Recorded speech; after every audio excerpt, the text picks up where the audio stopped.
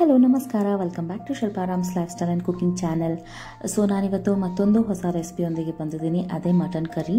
ಇದು ತುಂಬಾ ಟೇಸ್ಟಿಯಾಗಿರುವಂಥ mutton curry and ನಾವು ನಮ್ಮ ಮನೇಲಿ ಯಾವ ಥರ ಡಿಫ್ರೆಂಟಾಗಿ ಇದನ್ನು ಪ್ರಿಪೇರ್ ಮಾಡ್ತೀವಿ ಅಂತ ನೋಡೋಣ. ಸೊ ಮೊದಲಿಗೆ ಇದಕ್ಕೆ ಏನೇನು ಬೇಕು ಅಂತ ನೋಡ್ಕೊಳ್ಳೋಣ. ಒಂದು ಪ್ಯಾನಲ್ಲಿ ಒಂದು ಬಟ್ಲು ಒಣ ಕೊಬ್ಬರಿ. ಸೊ ಇದನ್ನು ಚಿಕ್ಕ ಚಿಕ್ಕದಾಗಿ ನೀವು ಚಾಪ್ ಮಾಡಿಕೊಂಡು ಹಾಕಿದ್ರೆ ಒಳ್ಳೆಯದು. ಅರ್ಧ ಸ್ಪೂನಷ್ಟು ಅಕ್ಕಿ ಯಾಕೆ ಹಾಕ್ತಾ ಇದ್ದಾರೆ ಅಂದರೆ, ಅಕ್ಕಿ ಹಾಕೋದ್ರಿಂದ ನಿಮ್ಮ ಗ್ರೇವಿ ಥಿಕ್ನೆಸ್ ತುಂಬಾ ಚೆನ್ನಾಗಿರುತ್ತೆ. ಇದನ್ನು ಸ್ವಲ್ಪ ಹೊತ್ತು ಫ್ರೈ ಮಾಡ್ಕೋಬೇಕು. ಇದು ಚೆನ್ನಾಗಿ ಫ್ರೈ ಆದಮೇಲೆ ಸೈಡಲ್ಲಿ ತೆಗೆದಿಟ್ಕೊಂಡು ಇವಾಗ 2 ಟೇಬಲ್ ಸ್ಪೂನಷ್ಟು ಎಣ್ಣೆ ಆ್ಯಂಡ್ ಅಕ್ಕಿ ಮತ್ತು ಒಣಕೊಬ್ಬರಿ ಏನು ಹೊರದಿಟ್ಕೊಂಡಿದ್ದೀವಿ ಅದು ತಣ್ಣಗಾದ್ಮೇಲೆ ನಾವು ಅದನ್ನ ರುಬ್ಬಿಟ್ಕೋಬೇಕಾಗತ್ತೆ. ಸೊ ಇವಾಗ ಎಣ್ಣೆ ಕಾದ್ಮೇಲೆ 2 ಮೀಡಿಯಮ್ ಸೈಜ್ ಈರುಳ್ಳಿನ ಹಾಕೊತಾ ಇದ್ದಾರೆ. ಸೊ ಈರುಳ್ಳಿ ಟ್ರಾನ್ಸ್ಲೂಸೆಂಟ್ ಆಗೋವರೆಗೂ ಚೆನ್ನಾಗಿ ಫ್ರೈ ಆಗಬೇಕು.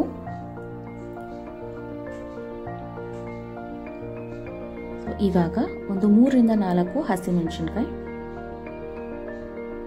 ನಿಮ್ಮ ಖಾರಕ್ಕೆ ತಕ್ಕಾಗೆ ನೀವು ಹಾಕೋಬಹುದು. ಆ್ಯಂಡ್ ಇದಕ್ಕೆ ಇನ್ನು ಡ್ರೈ ರೆಡ್ ಚಿಲ್ಲಿ ಪೌಡ್ರ್ ಕೂಡ ಹಾಕೋದ್ರಿಂದ.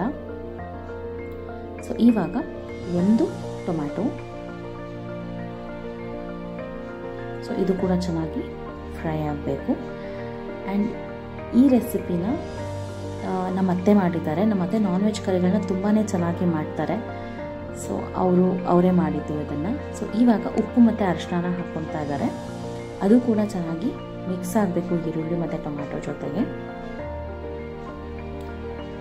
ಇವಾಗ 2 ಚಮಚ ಶುಂಠಿ ಬೆಳ್ಳುಳ್ಳಿ ಪೇಸ್ಟ್. ಇದು ಮಾಡ್ತಾ ಇರೋದು ಅರ್ಧ kg ಮಟನ್ಗೆ. ಸೊ ಅದ್ರ ತಕ್ಕನಾಗೆ ಕ್ವಾಂಟಿಟಿನ ಹಾಕೊತಾ ಇದ್ದಾರೆ. ಸೊ ಶುಂಠಿ ಬೆಳ್ಳುಳ್ಳಿ ಪೇಸ್ಟ್ ಹಸಿ ವಾಸನೆ ಹೋಗೋವರೆಗೂ ಹುರ್ಕೋಬೇಕು. ಇವಾಗ 1 ಚಮಚ ಧನಿಯಾ ಪೌಡ್ರ್ ಆ್ಯಂಡ್ ಅರ್ಧ ಚಮಚ ಗರಂ ಮಸಾಲ ಪೌಡರ್ನ ಹಾಕೊತಾ ಇದ್ದಾರೆ. ಇದು ಕೂಡ ಚೆನ್ನಾಗಿ ಮಿಕ್ಸ್ ಆಗಬೇಕು.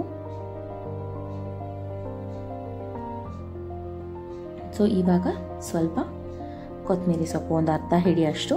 ಇದೆಲ್ಲ ಮಿಕ್ಸಿ ಮಾಡ್ತಾ ಇರೋದ್ರಿಂದ ಕೊತ್ತಂಬರಿ ಸೊಪ್ಪನ್ನ ಹಾಗೆ ಹಾಕ್ಕೊಂಡಿದ್ದೀವಿ, ಲೈಕ್ ಅದನ್ನ ಚಾಪ್ ಮಾಡಿಲ್ಲ. ನೋಡಿ, ಮಟನ್ ಚೆನ್ನಾಗಿ ವಾಶ್ ಮಾಡಿ ರೆಡಿ ಮಾಡಿ ಇಟ್ಕೊಂಡಿದ್ದೀವಿ. ಇವಾಗ ಮತ್ತೆ ಒಂದು ಪ್ಯಾನಲ್ಲಿ ಎಣ್ಣೆ ಹಾಕ್ಕೊತಾ ಇದ್ದಾರೆ. ಇದು 4 ಟೇಬಲ್ ಸ್ಪೂನ್ ಆ್ಯಕ್ಚುಲಿ ಹಾಕ್ಕೊತಾ ಇರೋದು. ನೀವು ಕಮ್ಮಿ ಬೇಕು ಅಂದರೆ ಕಮ್ಮಿ ಕೂಡ ಹಾಕೋಬೋದು. ಬಟ್ ನಾನ್ ವೆಜ್ ಗ್ರೇವಿಗಳಿಗೆ ಸ್ವಲ್ಪ ಆಯಿಲ್ ಜಾಸ್ತಿ ಇದ್ರೇ ಅದು ಚೆನ್ನಾಗಿ ಟೇಸ್ಟ್ ಕೊಡುತ್ತೆ. ಸೊ 1 ಈರುಳ್ಳಿನ ಹಾಕ್ತಾ ಇದ್ದಾರೆ. ಅದನ್ನು ಉದ್ದುದಾಗಿ ಕಟ್ ಮಾಡ್ಕೊಂಡಿರೋದು. ಇದು ಚೆನ್ನಾಗಿ ಬ್ರೌನ್ ಆಗೋವರೆಗೂ ಫ್ರೈ ಆಗಬೇಕು. ಆ ಟೇಸ್ಟ್ ಚೆನ್ನಾಗಿ ಕೊಡುತ್ತೆ ಈರುಳ್ಳಿ ಬ್ರೌನ್ ಆಗಿ ಫ್ರೈ ಆದರೆ. ಸೊ ಇವಾಗ ಮಟನ್ ಹಾಕ್ಕೊತಾ ಇದ್ದಾರೆ. ಮಟನ್ ಕೂಡ ಈರುಳ್ಳಿ ಜೊತೆಗೆ ಚೆನ್ನಾಗಿ ಮಿಕ್ಸ್ ಆಗಬೇಕು ಆ್ಯಂಡ್ ಸ್ವಲ್ಪ ಫ್ರೈ ಆಗಬೇಕು ಅದು ಆಯಿಲಲ್ಲಿ.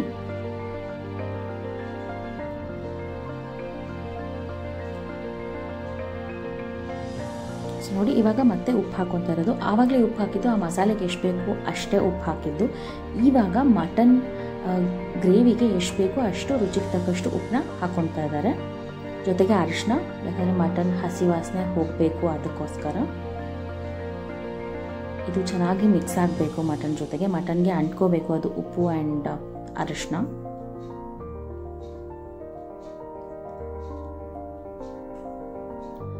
ಸೊ ಇದೆಲ್ಲ ಮಿಕ್ಸ್ ಆದಮೇಲೆ ಸ್ವಲ್ಪ ಹೊತ್ತು, ಒಂದು 15 to 20 ಮಿನಿಟ್ಸ್ ಮುಚ್ಚಳ ಮುಚ್ಚಿ ಬೇಯಬೇಕು. ಇವಾಗ 2 ದೊಡ್ಡ ಚಮಚದಿಂದ ಖಾರದ ಪುಡಿನ ಸೇರಿಸ್ಕೊತಾ ಇದ್ದಾರೆ.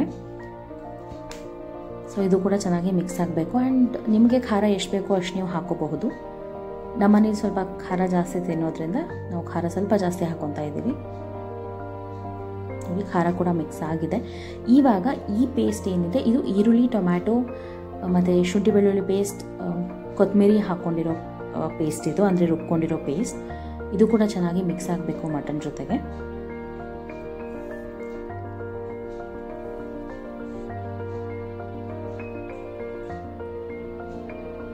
ಸೊ ನೋಡಿ, ಇದು ಕೂಡ ಚೆನ್ನಾಗಿ ಮಿಕ್ಸ್ ಆಗಿದೆ. ಇವಾಗ ಮಟನ್ ಬಾಯ್ಲ್ ಆಗ್ತಾ ಇದೆ.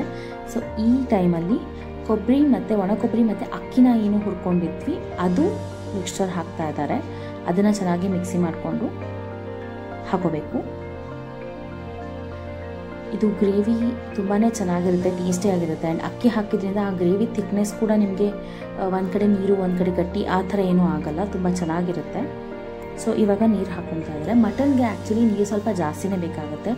ಮಟನ್ ಬಾಯ್ಲ್ ಆಗೋಕ್ಕೆ ತುಂಬ ಟೈಮ್ ತೊಗೊಳ್ಳೋದ್ರಿಂದ ಸೊ ಆಮೇಲೆ ಅವಾಗವಾಗ ನೀರು ಸೇರಿಸೋಗಿನ ಒಟ್ಟಿಗೆ ಎಷ್ಟು ಬೇಕೋ ಅಷ್ಟು ಹಾಕ್ಕೊಂಡು ಬಾಯ್ಲ್ ಮಾಡಿದ್ರೆ ಚೆನ್ನಾಗಿರುತ್ತೆ. ಸೊ ನಿಮ್ಮ ಮಟನ್ ಕುದೀತಾ ಇದೆ, ಇದು ಫೈನಲ್ ಸ್ಟೇಜ್, ಫುಲ್ ಬಾಯ್ಲ್ ಆಗಿದೆ. ಇವಾಗ ನೋಡಿ ತುಂಬ ಟೇಸ್ಟಿಯಾಗಿರುವಂತಹ ಮಟನ್ ಕರಿ ರೆಡಿ ಆಗಿದೆ. ನೀವು ನಿಮ್ಮ ಮನೇಲಿ ಟ್ರೈ ಮಾಡಿ ಆ್ಯಂಡ್ ಹೇಗಿತ್ತು ಅಂತ ನನಗೆ ಮರೀದೇ ತಿಳಿಸಿ. ನನಗೆ ಸಪೋರ್ಟ್ ಮಾಡ್ತಿರೋದಕ್ಕೆ ತುಂಬ ಥ್ಯಾಂಕ್ ಯು. ಮುಂದೇನೂ ಹೀಗೆ ಸಪೋರ್ಟ್ ಮಾಡ್ತಾಯಿರಿ.